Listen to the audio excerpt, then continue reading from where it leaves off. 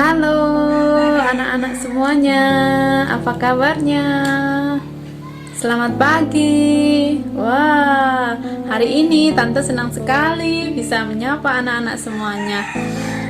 Wah, sebelum kita mendengar cerita firman Tuhan, Tante mau tanya dulu nih, anak-anak apakah sudah mandi? Sudah sarapan? Oke, bagus kalau sudah. Nah, sebelum kita mendengar cerita firman Tuhan hari ini, ayo kita siapkan hati kita untuk menerima berkat firman Tuhan. Yuk, kita berdoa dulu ya. Kita berdoa bersama-sama. Anak-anak lipat tangan, tutup mata, kita berdoa. Selamat pagi ya Yesus. Terima kasih buat hari ini. Terima kasih buat kasih setiamu Tuhan.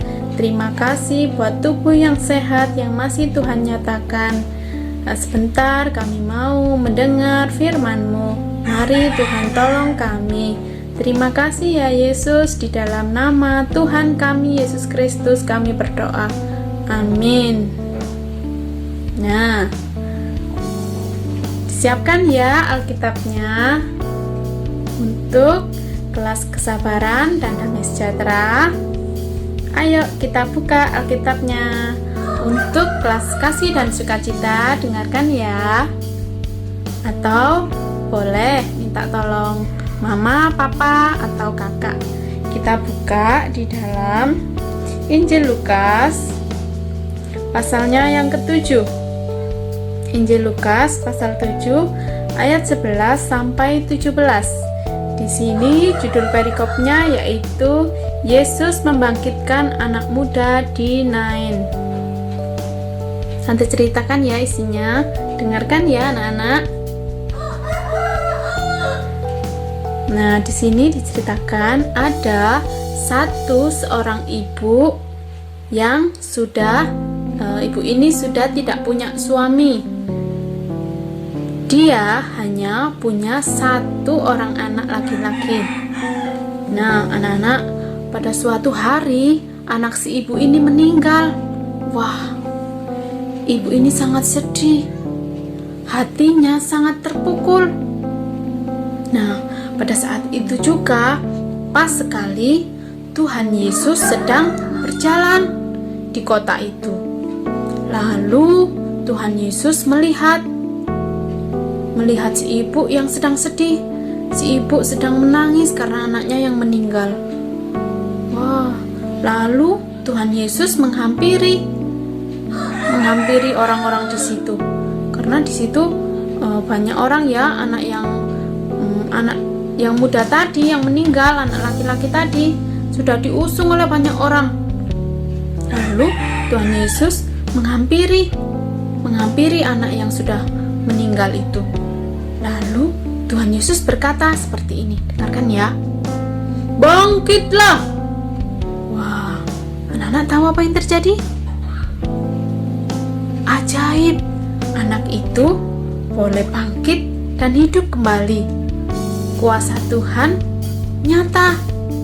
Nah, anak-anak, selain Tuhan penuh kuasa, Tuhan juga penuh belas kasih. Artinya, Tuhan memiliki hati yang sangat peduli. Peduli kepada anak-anak, peduli kepada tante, peduli kepada semua orang. Nah, anak-anak, kalau saat ini anak-anak merasa, contohnya nih ya, merasa seperti ini, tidak ada yang mau berteman denganku, tidak ada yang peduli denganku, tidak ada yang memperhatikanku. Nah, anak-anak tidak usah sedih, anak-anak tidak usah takut. Karena, kenapa kita tidak usah takut, tidak usah sedih? Karena ada Tuhan Yesus yang sangat peduli kepada kita, peduli kepada anak-anak, peduli kepada tante, ya. Jadi, kalau tidak ada yang peduli dengan anak-anak, tidak ada yang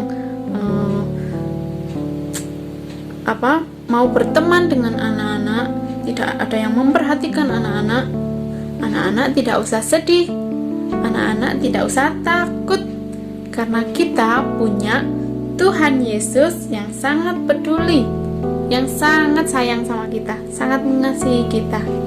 Nah, sekarang coba kita ingat-ingat ya kepedulian Tuhan di dalam kehidupan kita. Contohnya nih ya, anak-anak boleh bangun pagi, wah, menghirup udara yang segar. Itu juga bentuk pedulian Tuhan loh. Terus ada lagi, anak-anak boleh belajar. Terus anak-anak masih boleh makan. Itu juga bentuk kepedulian Tuhan. Nah, itu cerita kita hari ini ya. Ingat, anak-anak tidak boleh sedih, tidak usah takut kalau orang-orang di sekitar kita tidak peduli kepada kita, tidak mau berteman dengan kita, tidak memperhatikan kita, tidak mengasihi kita. Kita tidak usah takut, tidak usah sedih, karena ada Tuhan Yesus yang sangat mengasihi kita. Nah, itu cerita kita ya. Nanti kalau anak-anak sudah mendengar atau menonton, anak-anak boleh bercerita kembali sama papa, mama, opa, oma, om, tante. Boleh juga cerita di grup. Oke, ditunggu ya. Sip. Nah, sekarang kita mau berdoa dulu. Yuk, kita berdoa ya. Tuhan Yesus, terima kasih buat berkat firman-Mu yang sudah kami dengar. Kami tidak takut Tuhan, kami tidak sedih apabila orang-orang di sekitar kami tidak peduli, tidak mengasihi kami, tidak mau berteman dengan kami. karena kami mempunyai Engkau yang sangat peduli kepada kami. Terima kasih Yesus untuk kepedulian-Mu di dalam kehidupan kami. Saat ini kami berdoa untuk teman-teman, guru-guru, orang tua kami, dimanapun mereka berada. Kami berdoa Tuhan, kiranya Tuhan menolong dan memberkati. Berdoa juga untuk negara kami, kiranya Tuhan pulihkan sehingga kami boleh kembali bersekolah, kembali boleh beraktivitas seperti biasanya. Terima kasih Yesus, di dalam nama Tuhan kami Yesus Kristus kami berdoa. Amin.